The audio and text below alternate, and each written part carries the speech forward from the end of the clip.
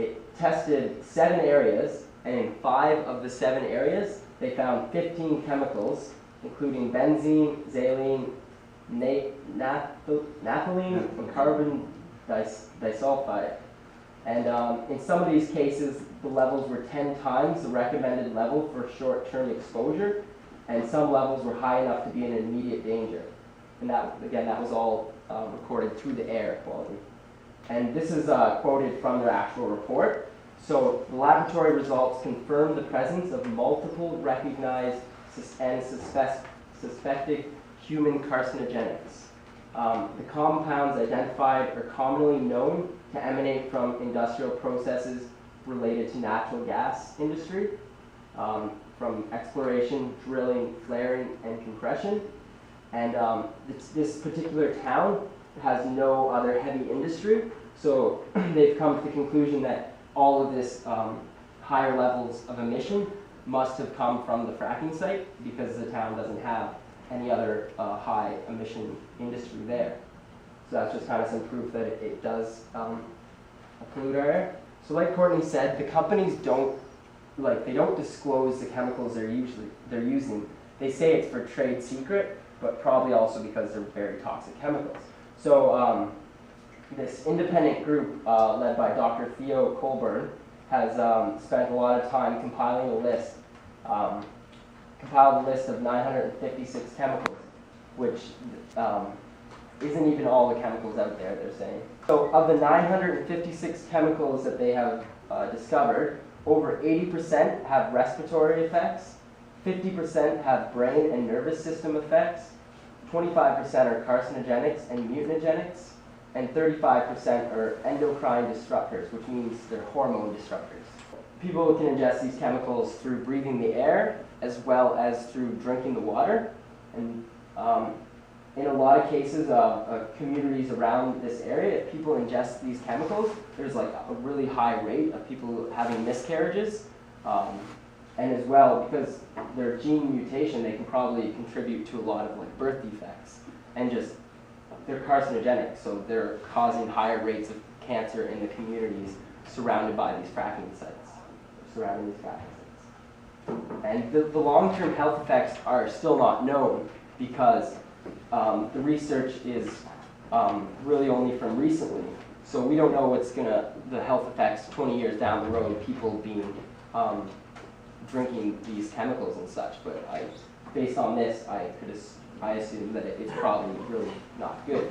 And that's why it's important that Lake Ainsley takes on sort of like a symbolic role within this fight against fracking on the East Coast, is because it's been mobilized so early on, and there's an opportunity here to really engage with a company that is this small and doesn't have the legal capacity to undergo like court battles with the public.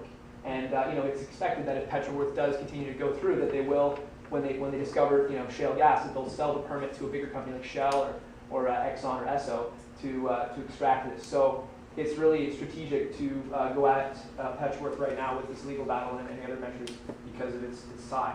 So can you be assured that they're not connected to one of the larger companies? There's no direct connection at the moment, but there's all kinds of, it's very common for smaller exploratory companies to find lease, and that's where they make their money, is that once they find the value, the worth of the resources beneath the ground, then they can sell that the extraction process and the production to another company to do that. So yeah. What happens, whether it's jobs or like what do they usually say? I mean, it seems like a clear-cut case of environmental disaster waiting to happen. So they must be saying something, right? Or they're going to lose. Their argument is for growth and jobs. Okay, and so we need electricity and jobs. But if you look at why those problems are there, because of government frivolous spending, they're trying to fix those problems with almost more problems, right? Yeah. Okay, but they go to the jobs argument. They don't know it's bad things. And they'll also say like the research. They'll say, oh, that research, that those leaks are just very few incidents of those leaks happening. We can assure you this isn't going to happen here. We're going to take the right precautions. The government is putting really strict conditions on it so spills don't happen. So they're trying to say we're going to make sure this doesn't happen. Don't worry, there's not going to be any spills. There's not going to be any leaks. So they're going to try and say nothing's going to happen and just ignore all the stuff that has happened in the past. I'm sure BP said that would be water horizons too. Over there, There were two interesting arguments I heard in favor of fracking from that side. One was that this is a tried and tested technology that's been around for 40 years. And the second being the differentiation between the dangers, acknowledged dangers of shallow fracking versus deep fracking. But both of those don't hold water when you actually look at the data. And this was revealed in an interesting and persuasive way by the engineer that came and talked to Kings last month. again, they're gonna try and be like, there's not, like, there is no risk of this leaking, but like, maybe they could do this, they could frack our province and there would be no leaking in the water. Just maybe that would happen, but I think there is a huge risk of that happening. Is it worth us taking the risk? Like, shouldn't we just not do it to begin with so we don't have to worry about the maybe and if and the risk? Didn't the professor who was there at Dr. Tony, Brown. whatever his name is, didn't he say something too, and I'm remembering it from the point thing here, that the casing itself, with the chemicals that are put into it, that they can deteriorate the casing, so it's not just that there's a leak in the fracture, the leak is actually in the casing itself, and then it can go out. That's what that pink thing was. So he was speaking about how the chemical can deteriorate the cement that encases the pipe, and that's where the leakage can occur. And also, if you look at like degradation over time, it might not, the well might not fail right away within the first few years, but if that fracking fluid gets pumped back into a depleted well and then that well is capped, the cement, the metal pipe will eventually erode, decay over time. Like cement does not hold up at all over time, especially when mixed and treated with all these different chemicals. That those casings, that cement will eventually break down and that fluid will eventually go back into the rock. If I recall, he showed that. Exactly. Pictures. So even though the well might stand for the first year, 2 years, after so many years, that the likelihood of failure increases significantly. So there might not be immediate problems right away, but over time. And these long-term studies have not happened because this is such a new industry. It's only 10 years old. Yeah, exactly. This, but like out in Alberta where the people's tap water is flammable and their tap water is poisoned and the government's ignored them, in some cases the communities have gone and caused like $14 million worth of industrial sabotage on these companies because they have no other choice. Their families are dying, their land is poisoned, their livestock is dying, and they've gone and taken matters into their own hands. And I'm not saying that like that's what we should do, or like it's just like to think about if like that aspect that some people feel like they have no hope, like the government doesn't. When the government doesn't do anything, and it comes to the point when there is nothing to do, some people will take drastic measures to try and save their families and farmland. Dave, did you have a comment? Yeah, it's not the water, but something else that could happen. I believe it's happened in Ohio over the weekend. I don't know if anyone read it. I briefly read it on the way out the door tonight. Earthquake, and apparently it was caused from fracking. And it was actually the second earthquake that occurred in like a really small radius in an area that doesn't see earthquakes. Yeah. And they suspect that it's because of hydraulic fracturing. And that Because is 2 something that earthquakes they're in an saying area is that doesn't see earthquakes in a very close proximity is almost unheard of. Right. How powerful are earthquakes though? Like a 3.5? That one was a 4.5. Do people but still- feel that really? Like, Yeah. Big time. Oh, yeah. You can feel a When 4.5. do you start to feel like 3 or 4 or something? But Well, that's okay. what it Yeah, was. it's, Like it's still pretty picked big, up, yeah. right? Like seismologists still can pick it up, Yeah. and it's still detected. It's just it might not be like building shattering or road destroying, but it's still earthquakes in an area that doesn't ever see earthquakes, right?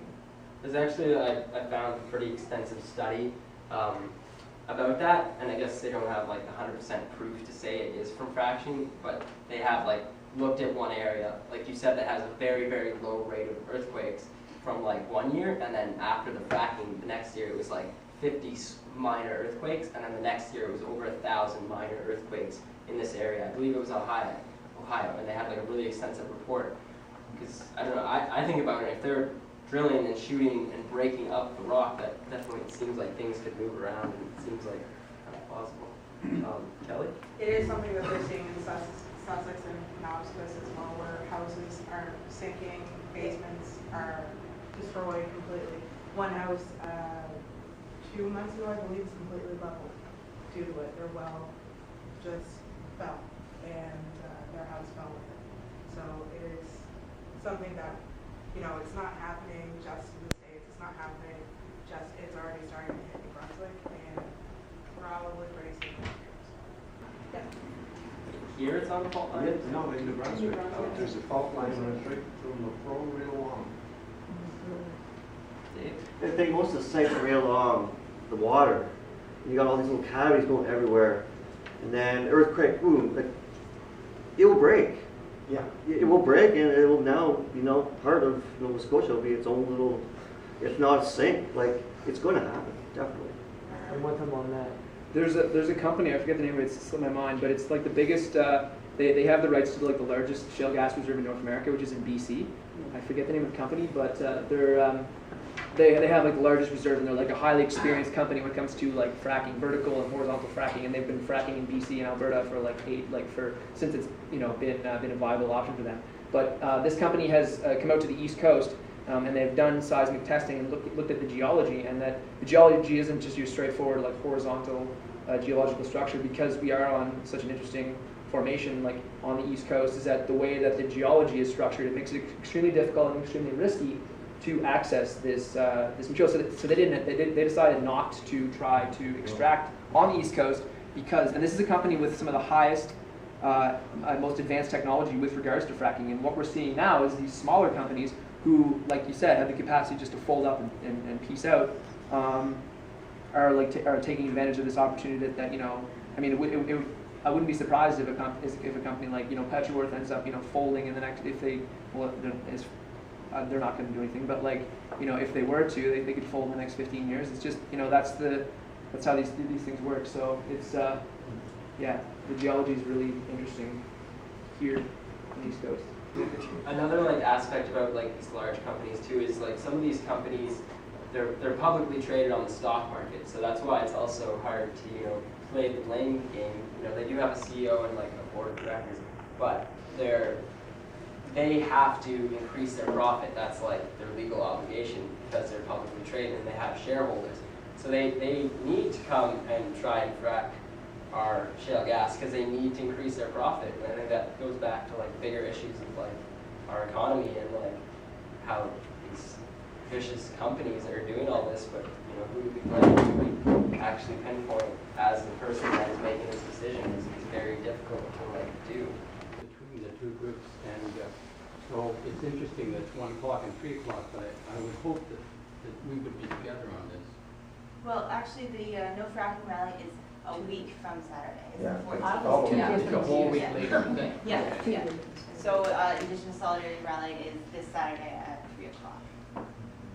That's going to be at Grand Parade Square, and there's going to be a rally there, and then we're going to march to the Mi'kmaq Friendship Center, and I think there might be like a talking circle. Yeah, Billy Lewis is going to hold a traditional talking circle. The sharing circle, and, this may come up as one part of it, but just because of the issues that are going on at Attawapiskat, the inquiry in D.C., Cindy Blackstock's case before the Supreme Court, it will probably, I can't set the agenda, but I imagine a lot of the discussion will be around youth and children and what's not happening on reserves and what is happening. So, and everybody will be equal to sit around in a big circle and discuss it fully, which there's been a need for some time. So that'll conclude today's discussion on fracking. Thanks to Eric and Courtney for putting on the event. Lots of people showed up and it was well received. Lots of good information put back and forth. Look on to the Occupy NS Facebook group, the community page, or the group itself for more information on upcoming events this month, as well as the occupyns.org website for more information. And we'll see you guys at the next event. Thanks for coming along. Hope you enjoyed the video. We're occupied and we're still here! Get you an idea?